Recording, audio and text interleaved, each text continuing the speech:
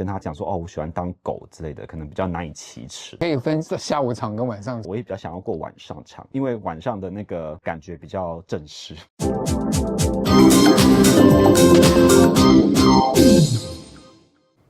Hello， 欢迎来到这一集的跟老师上床，我是你们的沈老师。今天特别来宾是双生。Hello， 大家好，我是双生。这是一个同志的频道，每次老师找来宾坐在床上纯聊天。双生是个 podcaster， 他的节目是你要不要介绍一下？我的节目叫做无病呻吟，然后呻是那个声音的呻，不是那个呻吟的呻，取一个台湾人最爱的谐音梗。你这个节目大概是在讲什么？内容主要是跟同志相关的话题，从比较清水的那种日常生活的分享，到比较可能 BDSM 性癖的探讨，或是开放式关系，或是同志社交之类的各种大大小小的话题都会聊到。当初怎么会要成立这个不病呻吟的频道呢？其实最早一开始是本来以前有一个摄影师朋友，他想要创一个 podcast 频道，然后邀请我来试试看。可是因为他想要做的频道都是一些比较新三色主题的，然后我觉得新三色主题 OK， 我也蛮想做，但是我想要抓一下比例的分配。我想要做一些比较不同于新三色的主题，然后我就想说，那我就自己先开个频道练习一下好了。我就先开了无病呻吟这个频道，结果练着练着，那个摄影师朋友他就说他有一些状况，他就不想做那个频道了。然后我想说，有点尴尬，但我已经开了，那我就继续默默的就做下去。叫无病呻吟是因为其实我自己那时候观察到圈内有蛮多自己人歧视自己人的现象哦，什么巨蜥巨娘之类的。对，然后因为有时候跟身边的朋友抱怨的时候，他们可能就会说，哦，那你就可能练壮一点啊，可能那你就不要这样子。可是我觉得每个人讲真的，他自己生来就是这样，你要硬要逼自己不要做这些事情去迎合主流，我觉得好像有点痛苦。你是不是邀请到一些来宾，就专门是跟你分享一些这种同志圈里面很负面的问题？不止负面，或者是小众的也有，因为像很多 BDSM 它的性癖其实非常的小众，就是你可能没办法跟一般的同志朋友讲说，例如说我可能跟他讲说，哦，我喜欢当狗之类的，可能比较难以启齿，所以反而会需要2次出轨。其实跟异性恋世界一样，就有一些人会有特殊的癖好，对，那可能有一些比较难以启齿。大家可能不知道，同志族群身心症的比例其实偏高。对，然后我听过身边有些人会讲说，他好像有忧郁症，就是可能不是很想跟他来往，然后我就会觉得说，哇，就是因为对我而言，忧郁症很像感冒，它对我而言就是一个疾病，所以我就想说，那就来聊一下这个主题。对，因为我想要让圈内的一些烦恼或是现象日常化，就如果我们越常去谈论它，越常去聊它，大家就会把它当成一个比较习以为常的事情。你这样讲，我真的突然觉得说，像我自己是看得很开的人，所以别人要是笑我或笑我老啊、笑我娘什么的，或者是有人有出柜问题，在家中也不太敢讲自己的身份，那你自己的东西越藏越深的话，真的会闷出病这个在同志的圈里面现象真的还蛮严重的。因为不是每个人都像老师那样，就是可能看得比较开，有些人就是会真的会往心里去，对，像那个安陵容一样。对，我个人觉得，如果真的让你已经造成心灵不好的话，去看个心理医生是很好的选择。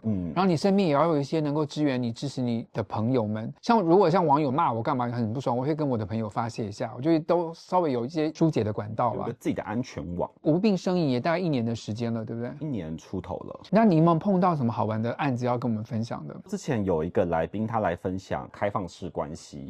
对。可是后来他跟我讲说，他的开放式关系其实是他有2个男朋友，就等于说他们是一个3人行的关系。他觉得只要他喜欢，为什么就是不可以？就是小孩子才选择，我全都要。这2个男生，那2个男朋友彼此知道彼此的存在吗？像有些人他们3人行，他们是 A、B、C 都有关系，A、B、C 甚至住在一起或什么什么的。对，住在一起甚至共组家庭什么的。可是他比较特别，他是 A 跟 B 和 C 交往，可是 B 和 C互不认识，认识知道彼此的存在，可是彼此是没有什么再更进一步的关系，就只是我知道这个人，知道对方的存在而已。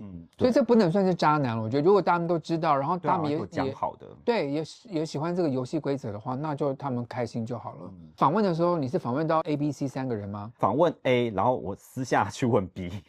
就 B， 因为 B 跟 C 比较不太愿意就是上节目分享，这就都是 A 比较愿意分享。然后你问了 B，那 B 的心情怎么样？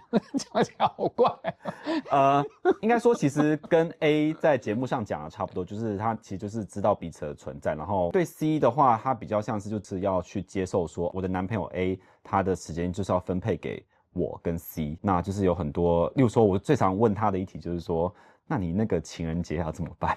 因为我可以分下午场跟晚上场。他就说就是分中午跟晚上，就同天的也要过，然后分2个。然后我就想说，可是如果我是她男朋友的话，我也比较想要过晚上场，因为晚上的那个感觉比较正式。可是我觉得这其中讲到比较严重的问题，应该是吃醋问题吧？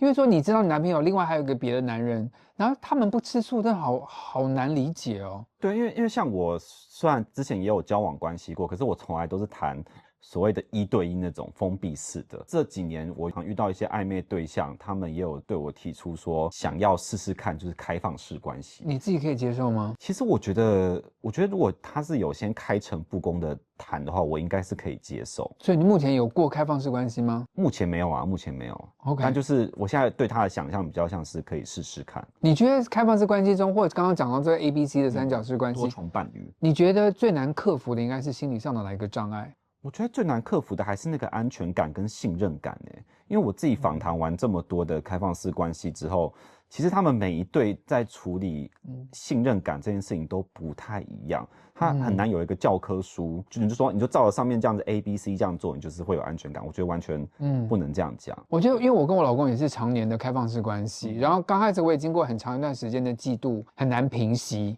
我觉得这个真的是需要去克服跟想办法去解决的问题。然后像现在我们都很相处，就相安无事。那真的要经过很长的时间测试以后，才能得到信任感。但我老公在过程中都不断的给我鼓励跟表现他有多爱我，我觉得这个很重要，才能好好的建立这个信任感。确实，我觉得这些东西多听听像这些 podcast 的节目啦，或者看一些 YouTube 节目，也许会给你找到一些新的灵感啦。我跟老公开放式关系啊，我觉得有段时间很好玩，就是我们因为都有各种的不同开放方式嘛，有段时间我们约定好说，只能在健身房的淋浴间，就是不交换体液、不交换电话的方式可以开放一下。然后他以前就是1个礼拜去3天健身房，然后开放之后他就每天都去，就觉得那你有提出抗议吗？可是问题是我已经答应，就是健身房是 OK 了以后，他才这么做的，所以我这样再说的话，好像变成我嫉妒心太强，所以我就睁一只眼闭一只眼。一开始那个契约没有立得完整一点，对，可能要规定说1个礼拜只能3次。可是我觉得好处是怎么样？开放式关系就是你们可以不断的修正这个关系了，让自己觉得有安全感跟舒服的原则。对。那双生，你在访问这么多，你有没有访问过任何同志圈里面的性癖好方面的问题？哇，性癖好其实真的访问了很多，有些完全我也之前没遇过，但我之前有访过一个跟我自己比较切身相关的是鞋袜控的部分，因为我自己本身也算是些许的鞋袜控。你说些许是怕别人歧视你？不是，因为我怕很认真的鞋袜控会觉得我根本就不是鞋袜控，所以我不敢讲说我是鞋袜控。那你跟大家解释一下，太代表他们。你的鞋袜到什么程度？我就是喜欢看别人穿白袜，对，就是同志圈蛮主流的一个像你这样子，像这样子，对，就是这个算是我喜欢的一部分。然后如果是在性爱方面的话，如果说对方穿白袜，或者希望我去闻他的袜子的话，我会觉得蛮兴奋的。你希望闻人家的袜子？可以啊。好，我有2个问题。第一个是，你就解释了为什么在看一些片子的时候，有些人就明明他们就应该脱袜子啊，我就穿了袜子干嘛？原来是服务你们这种人的。我觉得好像也不是服务，是因为对我而言，有时候不脱比脱更性感我知道，所以他们不脱因为通常都没有穿衣服了嘛，那就干嘛穿了袜子呢？就是服务你们这种人呢。对，因为你像是我看片的时候，其实我都花比较多心思在看那个前戏的部分，就是内裤跟袜子还没有脱下来的时候。好，另外一个问题是，你喜欢闻人家的袜子，你是闻他的袜子还是闻他的脚？袜子、脚我没有什么兴趣。刚去重训完，或者是可能今天上班完，刚脱下来的那个热湿湿的感觉，对，但不见得是臭。我觉得我跟我老公在一起20几年，我从来没有想闻过他的脚或袜或任何跟这边有关系的事情。脚是不可碰触的领域，就觉得是脏的。可是你不觉得是脏的？我没有觉得是脏的耶。所以你会喜欢就是在过程中摸他的脚或干嘛的吗？我喜欢摸他的那个袜子的触感。所以这袜子跟脚无关啊？对，跟脚好像无关可是每个鞋袜控不太一样，因为像我访问到的那个来宾，他喜欢踩别人，然后他喜欢看对方闻他的脚。对，跟我有点重叠，但是因为我不喜欢踩别人。我的天哪，世界之大无奇不有对，而且就算是鞋袜控这个群体也有分很多种，像有些人就单纯喜欢看，喜欢看鞋子，也就喜欢看帅帅的男生穿帅帅的鞋。哦，我还看过一些片子，里面有男生就拿着运动鞋猛闻这种的。哦，对啊，像有些人喜欢闻鞋子，可能就是会喜欢对方就是在一个比较低的位置去闻他的脚。那个低位置不是说地底上的位置，是可能说对方是比较有点像偏奴啊、偏 M 啊，那种我可能懂一点。去闻别人的脚，会让他觉得说，哎，他从这样由上俯视的感觉，他觉得很爽。那这些人去卖鞋子的话，应该觉得很满足。不行啊，卖鞋子他。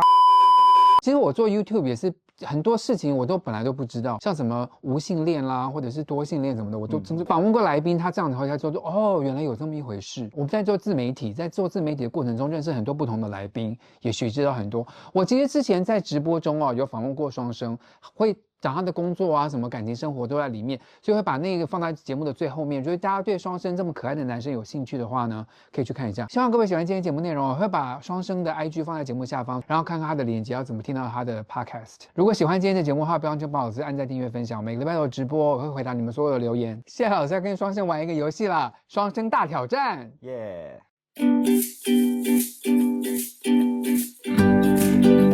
双声大挑战，其实双声有2个不同的声音，他刚跟我们讲话都是广播的声音，他日常生活的声音就不一样咯，所以先让大家听听看他日常生活讲话是怎么声音。好，双声，现在你在捷运上有一个人把珍珠奶茶倒到你的身上，你会怎么说？我应该就会很惊讶说，吓一跳吧，但我不会说什么，我就会默默把它擦干净。他就这样弄到你脸上这样子，你都不生气啊？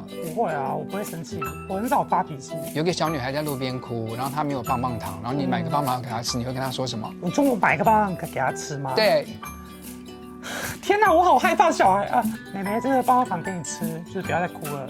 他们说：“阿姨，我不要吃棒棒糖。”我就说：“生什么阿姨？再讲一次。”发脾气，双声的声音立刻打破之前的那个说法。你今天是个老师，要教学生，就是关于同志是很正常的事情。我们每个人就是都有各自的喜好，所以不管他是喜欢男生或喜欢女生，2个都喜欢，那都是非常平易近人的事情，一点特别的地方都没有哦。是这样子，那声音真的好特别哦！同志朋友们都爱自己一点，不是同志朋友们都爱同志一点。我相信世界会更好。谢谢观赏，拜拜。还是喜欢闻穿着袜子的脚。我喜欢闻，就是他刚刚，比如说他可能今天一整天行程完，然后刚脱下来的那个味道。所以是应该是香香的还是臭臭的？